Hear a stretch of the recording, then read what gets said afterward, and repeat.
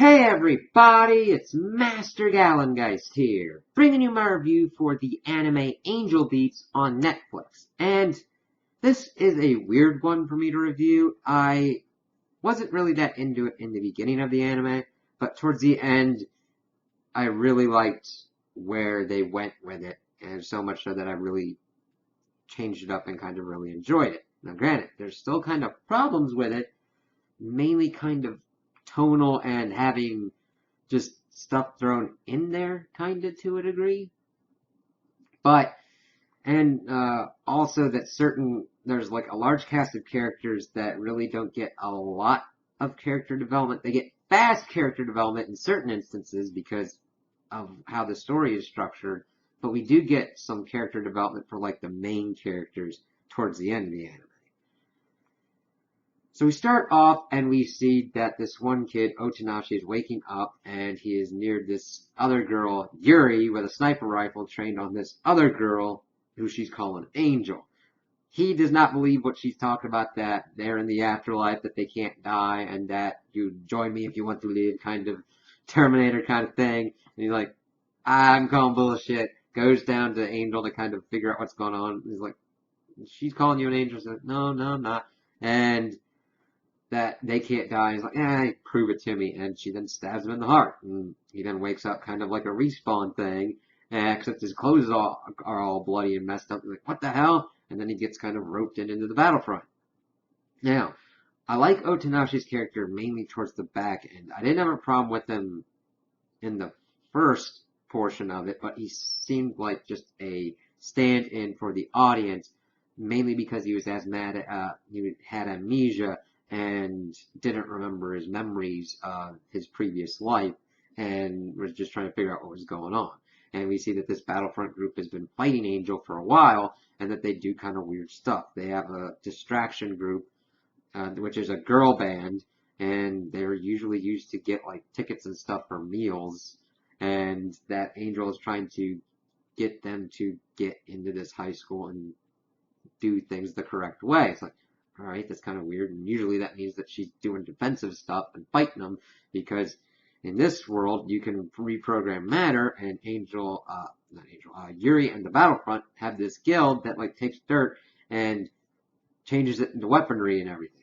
Angel does the same kind of concept, but with computers and all that. It's like, okay, interesting. So while this is going on, we also see other kind of members and start seeing what other kind of aspects pop into this world, such as being obliterated. This is supposedly supposed to be a bad thing. But we see that the lead singer of the girl band group does get obliterated, but it's in a good way because she's come to peace with her regrets and has moved on. We also see this kind of like shaken out a little bit in the front half. We see Hinata almost gets obliterated by doing his stuff with baseball and all that, because we get his kind of whole backstory and spiel. But he does it because another member of the Battlefront takes that kind of glory away from him. So as we're kind of getting introduced to the world, we get to the point where they've decided to try and take Angel out for good, and they decide to switch her test scores to get her demoted as president. And this works, but weird shit starts going on. Otanashi decides to befriend Angel because she looks lonely and everything, and he really starts to get to know her because nobody's really talked to her. They've just assumed kind of like Battlefront status and all that. And then the vice president of the student council, Naoi, goes kind of crazy and starts using crazy ass tactics and thinks of himself as God, and he can hypnotize people. It's like, sweet Jesus. So this leads Angel and Battlefront to join forces. They take him out. Well, they don't take him out. Otanashi is able to get him to a point where he comes to terms with his regrets, but he still stays around with the Battlefront. He doesn't get obliterated right away. And it was nice to kind of see these moments, but it gets better as it progresses, because then you see Otanashi getting his own memories back, because now I uses his hypnosis. We get Otanashi's at least first half of the story where he tried to be a good brother for his sister who had cancer and like tried to take her out and everything, but she died, and in order to kind of honor her memory and help more people, he decided to try and become a doctor. And then, of course, we get to a point where Angel had to she moved so fast that she made a copy of herself. That unleashed some unholy shit, as like it was more aggressive and going after the Battlefront people and cloning itself. And then she had to reabsorb all that to make sure that there weren't any extra Angel assholes around.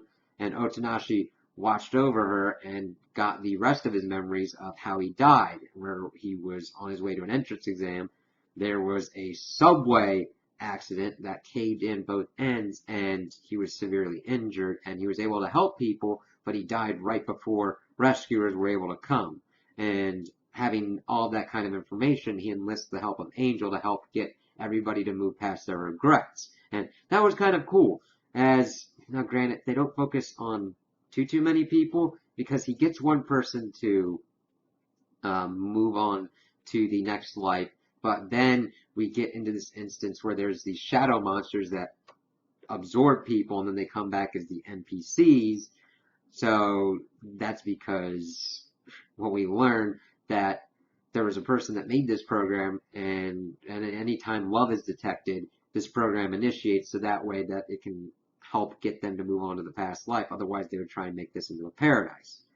And we see that Yuri comes to terms with her stuff, and we see that I liked what they were trying to do, but as they were coming to terms with what was going on with these shadow monsters, Otanashi gives the whole plan and spiel on what Naoi and Hinata were trying to help him do, and Yuri decides to go off and take out the shadow monsters. We get to a point where most of the Battlefront group just immediately like, alright, we'll move on, and then like everybody, except for like some of the main kind of cast that have been in Battlefront, has moved on. I'm just like, okay, that's kind of convenient. I'm not upset with the amount of episodes, but there could have been better pacing and better ways to get to that point. It was like almost everybody in the Battlefront moved on except for these people. And then they're able to help Yuri out, and then it's only these last 5 that are there, the rest have moved on. And you're like, okay, you'd think you'd want to get into those, but I mean, granted, I understand that you don't need to focus on each individual person, but these were the kind of important ones. And so at the end of the series, we see that Kanade was not an angel. She was just a regular person trying to move on her regrets as well. And they decided to do a graduation ceremony, which was nice and heartfelt. And then we see everybody start going on. We say, no, I move on first. Then we see Yuri, and she has kind of changed. At first, she's this tough, gruff, battle kind of leader, and at the end, she's more of who she wanted to be. Just kind of more girly and just kind of more herself, because she was trying to be that bigger sister, because in her previous life, she had lost her siblings to a home invasion, and we don't know exactly how she died, but that was a really big regret of hers, and kind of even carried over into how she ran and tried to help everybody in the Battlefront. And she kind of let that go, and she kind of berated herself for not speaking to Kanade in the beginning, because she thought that they could be friends. So she kind of embraces and talks a little bit with Kanade before she moves on, and then Hinata's like, see you later, Otanashi. And then the big kind of stuff that we get with Otanashi and Kanade, as we find out that Kanade had received Otanashi's heart after he died, and that her regret was that she wasn't able to thank him. So evidently, I understand time working differently, but I think like Otanashi was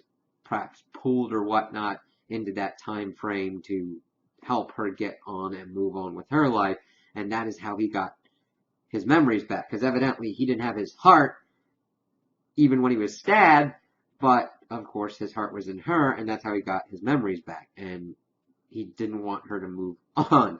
He was like, how about we stay here and help people move on? And she's like, but I've already, after I say this, and after she thanks him, she moves on. It's like, damn, shit. And that was a very nice and powerful scene. And of course, Otanashi's kind of left there and we don't know exactly what happened until we get to the end and we see Kanade in the real world. Well, not the afterlife.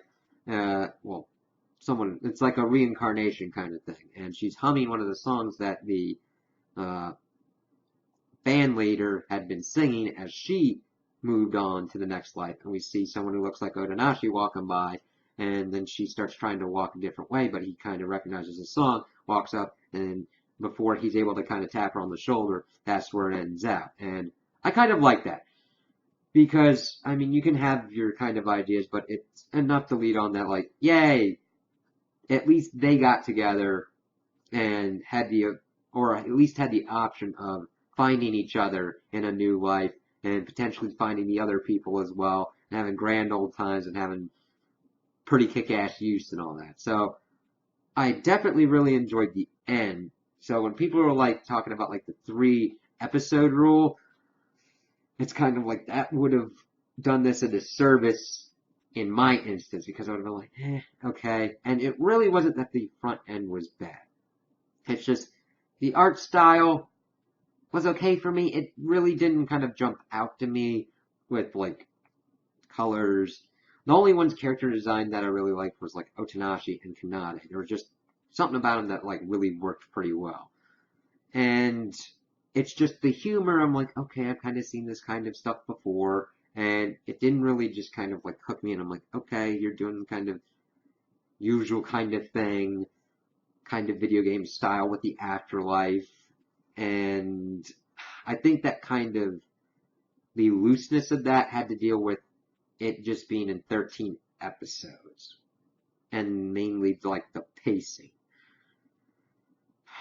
It was really weird. I don't hate this one, and I would actually really recommend this to, well, not people that are like kind of squeamish. There's a lot of like blood and not a lot of death, but funny humorous kind of deaths and everything. But on the flip side, there is enough character development for those who are interested in character development, especially in the back end. I know it's kind of a bitch to say the matter that you have to dig through something to get to the good parts, but the good parts are really fucking good. It's so weird that the front part can be like, it's not even really shit. It just more didn't like fill out my kind of taste and my humor style. And with that, I can be like, definitely, objectively, it's alright, it's okay. Go for it. And then the back end, I'm like, yeah, objectively, subjectively, kind of got it back into my kind of style. I'm like, oh, that kind of worked better for me. So, I would definitely recommend this anime to anybody that is into different kind of concept of the afterlife and kind of seeing a hopeful bit of reincarnation and seeing people getting past their flaws and regrets from past lives and just kind of moving on. It's really kind of weird how it starts off kind of like in this, well, it actually fits very well because these starts off raining in the beginning and it's sunshine at the end because everybody's like, we're fighting this weird ass kind of death thing, but I mean, they kind of made it that themselves. And at the end, they're able to let go and be able to go into the light and all. I'm like, yeah. So, yeah, I would definitely recommend watching this anime. So those are my opinions on the anime. Tell me what you guys think in the comments below. If you liked it, if you didn't like it, if you agree with me, if you disagree with me. Also like and subscribe, and I hope you have a good day.